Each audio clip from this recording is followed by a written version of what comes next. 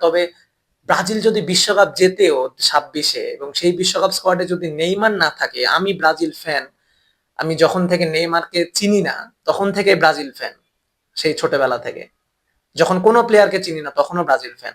But 2026 বিশ্বকাপ যদি Brazil জেতেও এবং সেই টিমে যদি নেইমার না থাকে, আমার মনে হয় না যে আসলে আমি জয়ের আনন্দ উপভোগ করতে পারবো।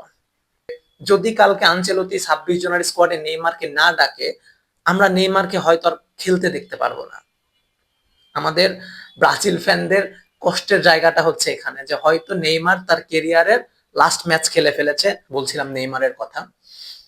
একটা প্লেয়ার কত দিক দিয়ে আনলাকি হতে পারে, কত কিভাবে আনলাকি হতে পারে, সব থেকে মোস্ট আনলাকিয়েস্ট প্লেয়ার যদি ফুটবল ইতিহাসে কেউ থাকে, সেটি নিঃসন্দেহে নেইমার। আমার মতে সেটি নিঃসন্দেহে নেইমার।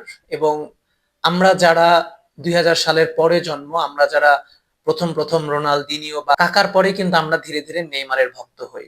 যে একজন প্লেয়ার আসলো, স্যান্টোসের হয়ে খেলে, এরপর ধীরে ধীরে সে ব্রাজিল দলে আসলো এবং ব্রাজিল দলে এসে তার সাম্বার তালে তালে, তার মনোমুগ্ধকর জাদুতে আমাদের পুরো একটা জেনারেশনকে ফুটবলের প্রেমে ফেলতে বাধ্য করলো।